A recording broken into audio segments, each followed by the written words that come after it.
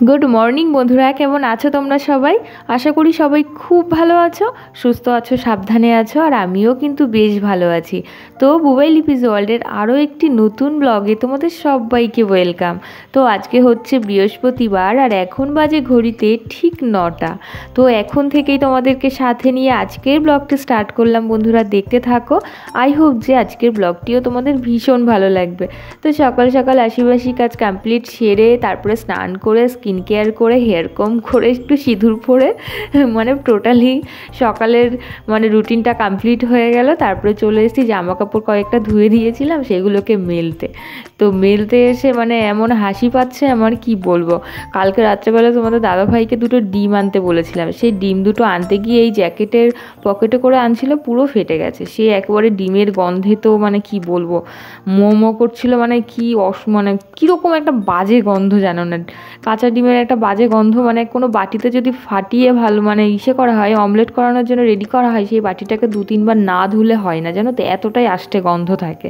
তো যাই হোক, জামা কাপড়গুলোকেও ওরকম 2-3 বার করে 3-4 বারের বেশি ধুয়ে ডিমের গন্ধ যতক্ষণ না গেছে ততক্ষণ কন্টিনিউ ততক্ষণ আমি ধুয়ে গেছি।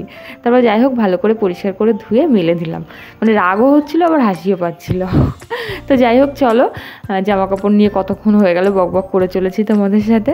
আর এদিকে দেখো, তারপরে জামা কাপড়গুলো মেলে দিয়ে বৃন্দা দেবীকে একটু জল ফুল দিয়ে পুজো দিয়ে ঘরে চলে এসেছি পুজো দিতে। তো চলো বন্ধুরা, আজকের ব্লগটি কিন্তু কেউ মিস করো না, স্কিপ করো না। আজকে কিন্তু সুন্দর সুন্দর রেসিপিও থাকবে, তার জন্য কিন্তু পুরো ভিডিওটি মিস না করে স্কিপ না করে দেখতে হবে। তো চলো আজকে দেখতে থাকো সারাদিনের ব্লগটি, আশা করছি তোমাদের ভীষণই ভালো লাগবে। তো এদিকে দেখো, পুজো দেওয়ার এখানে চলে এসেছি। ঠাকুরের আসনটা সুন্দর করে পরিষ্কার করে নিলাম, ঠাকুরের ফটোগুলোও সুন্দর করে পরিষ্কার করে নিলাম। নিয়ে তারপরে এই যে তুলসী পাতা দিয়ে দিলাম সবারই চরণে, দেওয়ার পরে তারপর ফুলগুলোও দিয়ে দিলাম, একটু চন্দন দিয়েই দিতে হয়। তো তারপরে এই যে সকলের ঠাকুরের প্রসাদে কি থাকছে বলো তো। আজকে কলা দিয়েছি, আঙুর ফল দিয়েছি, আর মিছরি দিয়েছি, আর হচ্ছে কিশমিশ দিয়েছি। তো এটাই হচ্ছে আজকে সকালবেলায় ঠাকুরের ভোগ, প্রসাদ। তো দিয়ে পুজোটা কমপ্লিট করব।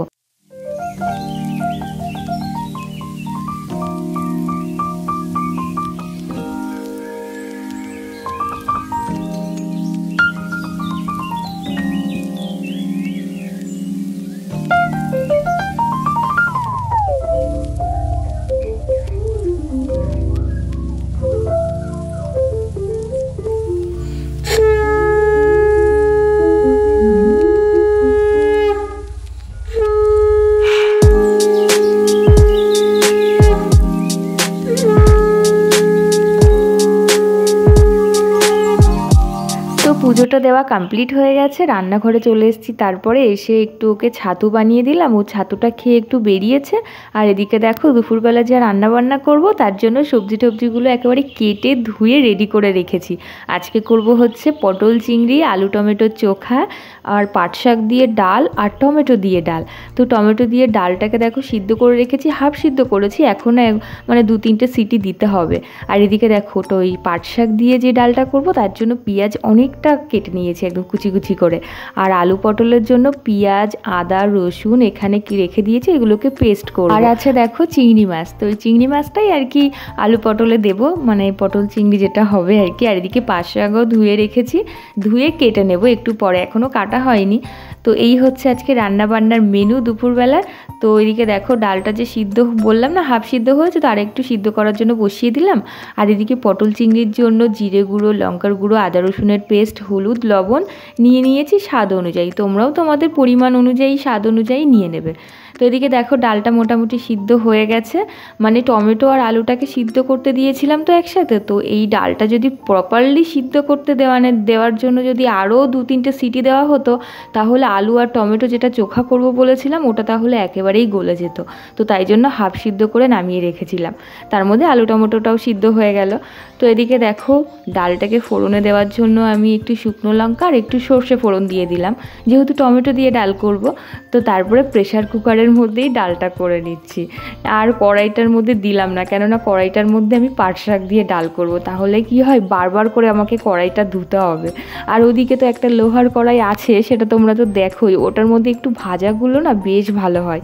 তো দেখো, ডালটাকে বেশ ভালো করে ফুটিয়ে রান্নাটা করে এই যে ডালটা প্রায় হয়ে গেছে, আর টেস্টও হয়েছিল কিন্তু দারুণ। তো ডালটা নামিয়ে দিলাম, আর এইদিকে দেখো আলু টমেটো যে চোখাটা করব তার জন্য একটু শুকনো লঙ্কা ভেজে নিলাম, আর এই তেলই দিয়ে দিলাম। এটা হচ্ছে কিন্তু রিফাইন্ড অয়েল, সর্ষের তেলটা নেই আপাতত ঘরে, তো তার জন্য রিফাইন্ড অয়েল দিয়েই মানে আলু টমেটো চোখাটা মাখা হবে। আর এদিকে দেখো পাট শাকটাও বসিয়ে দিচ্ছি, যতক্ষণে পাট শাকটা সিটি দিয়ে সিদ্ধ হবে ততক্ষণে আমি আলু টমেটো চোখাটাও মেখে নিতে পারবো। তো এদিকে দেখো আলু টমেটো চোখাটা এখনই দেখে কেমন যেন লোভ লাগছে, দারুণ লাগে জানো না, জাস্ট অসাধারণ লাগে, মানে শুধু শুধু খেয়ে নিতে ইচ্ছা করে, এতটাই ভালো লাগে, টক টক ঝাল ঝাল। তো যাই হোক, মাখাটা মেখে ছোট একটা বাটির মধ্যে রেখে দিলাম। আর এদিকে দেখো পাট শাক যে ডালটা করবো সে পাট শাকও সিদ্ধ হয়ে গেছে। তারপরে কড়াই চাপিয়ে দিলাম, দিয়ে তেল দিয়ে দেবো, দিয়ে শুকনো লঙ্কা ফোড়ন দিয়ে পেঁয়াজটা দিয়ে দেবো। পেঁয়াজটা দিয়ে ভালো করে একটু ভাজা ভাজা করে নিলাম, আর পেঁয়াজটা না অনেকটা পরিমাণেই দিয়েছি, প্রায় 1.5খানা পেঁয়াজ দিয়েছি জানো তো। তো দেখো পেঁয়াজটা যতক্ষণে এরকম ভাজা ভাজা হয়ে যাবে তখনই এই যে পাট শাক যে সিদ্ধ করে রেখেছিলাম তো সেই পাট শাকটা দিয়ে দিলাম, দিয়ে ভালো করে একটু নাড়াচাড়া করে যখনই ফুটে উঠবে তো ওই যে সিদ্ধ করা ডাল, আমি যে টমেটো দিয়ে ডালটা করেছিলাম ওখান থেকে একটু ডাল তুলে রেখেছিলাম, তো সেই ডালটাই অ্যাড করে দিলাম পাট শাকের। তো দেখলে তো একই সময়ের মধ্যে কিন্তু 3টে রান্না কমপ্লিট হলো, টমেটো দিয়ে ডাল, পাট শাক দিয়ে ডাল, আবার আলু টমেটোর চোখা। তো দেখো পাট শাক দিয়ে ডালটা বেশ ভালো করে কিন্তু ফুটিয়ে নিয়েছি, আর পেঁয়াজটা দিয়ে ফোড়ন দেওয়াতে না টেস্টটা জাস্ট অসাধারণ আসে। তোমরা একদিন এরকমভাবে ট্রাই করে খেয়ে দেখো, আশা করছি ভালোই লাগবে, আর যদি ভালো লাগে অবশ্যই কিন্তু কমেন্ট করে আমাকে জানিও। তো এবার চিংড়ি পটলের রান্নাটার জন্য রান্নাটা চাপাই চলো। তো এদিকে দেখো লোহার কড়াইটা, যেটা আমার ভীষণ ফেভারিট, এই কড়াইতে ভাজাগুলো জাস্ট অসাধারণ হয়। তো দেখো সেই কড়াইটা চাপিয়ে দিয়েছি, দিয়ে অনেকটাই তেল দিয়ে দিয়েছি, সেটার মধ্যে পটলগুলোকে দিয়ে ভালো করে ঢাকা চাপা দিয়ে দিয়ে ভেজে নিলাম। এখন ভাজা প্রায় হয়ে গেছে, তো পটলটাকে তুলে নেব, নিয়ে তারপরে আলুটাকেও ভেজে নেব। তাহলে কি হয়, কষানোর সময় তখন আর বেশিক্ষণ ধরে কষাতে হয় না, বা জল দিয়ে অনেকক্ষণ ধরে ফোটাতেও হয় না। বেশ একটু ভাজা হয়ে গেলে আলু পটলটাও একটু সফট হয়ে যায়, তখন কষানোর মধ্যে দিলে বেশ মশলাগুলো বেশ ভালো করে আলু পটলের মধ্যে চলে যায়। তো যাই হোক দেখো আলু পটলটা ওর জন্য সুন্দর করে ভেজে নিলাম, নিয়ে আবার কড়াইয়ের মধ্যে একটু ফোড়ন দিয়ে দিলাম, জিরে ফোড়ন, তেজপাতা, আর হচ্ছে পেঁয়াজ পেস্ট করে রেখেছিলাম সেই পেস্টটা দিয়ে দিলাম। তো পেঁয়াজটাকে একটু নাড়াচাড়া করার পরে আমি মশলাটা যে রেডি করে রেখেছিলাম সেই মশলাটাও অ্যাড করে দিলাম, দিয়ে হালকা একটু জল দিয়ে দিলাম, দিয়ে ভালো করে মশলাটা কষিয়ে কষিয়ে নিয়ে তারপরে চিংড়ি মাছগুলো অ্যাড করে দিলাম, দিয়ে ভালো করে কষাচ্ছি। তোমরা দেখতেই পাচ্ছ তেল কি সুন্দর ছেড়েছে, তো মানে কষানো কিন্তু একদম প্রপারলি কষানো হয়ে গেছে। তো তার মধ্যে আমি আলু পটলটাও অ্যাড করে দিলাম, দিয়ে বেশ ভালো করে কষিয়ে নিয়েছি, নিয়ে একটু গরম জল তুলে রেখেছিলাম, তো সেই গরম জলটা অ্যাড করে দিলাম। প্রত্যেকটা রান্নার মধ্যে যদি তুমি একটু গরম জল অ্যাড করো না, সেই টেস্ট মানে সেই রান্নার টেস্টটা কিন্তু একটু অন্যরকমই হয়। মানে ঠান্ডা জল দিলে সেই হয় ভালো হয়, খারাপ হয় না সেটা বলবো না, কিন্তু গরম জল দিলে যেন একটু বেশিই ভালো হয়। তো যাই হোক তারপরে যে শাহি গরম মশলা অ্যাড করে দিলাম, স্মেলটা কিন্তু জাস্ট অসাধারণ এসেছিল। তো ভালো করে একটু ঢাকা চাপা দিয়ে রান্নাটা করে নিলাম, বেশ একটু ফুটে উঠলে তারপরে নামিয়ে দিচ্ছি। ভীষণ সুন্দর হয়েছিল, কালার দেখে তোমরা বুঝতেই পারছো। আর কেমন লাগছে তোমাদের কাছে অবশ্যই কিন্তু জানিও কমেন্টে। আজকে রান্নাগুলো যদি ভালো লাগে অবশ্যই কিন্তু কমেন্ট করে আমাকে জানিও, আর তোমরাও বাড়িতে ট্রাই করে দেখতে পারো। তো চলো এখনই তোমাদের দাদাভাই চলে এসছে, বললো কি ভাত দিতে, তো আমি ভাবলাম ঠিক আছে গরম গরম সব রান্না বান্না রেডি আছে তো দিয়েই দিই, আর ভালোও লাগে গরম গরম খেতে জানো তো।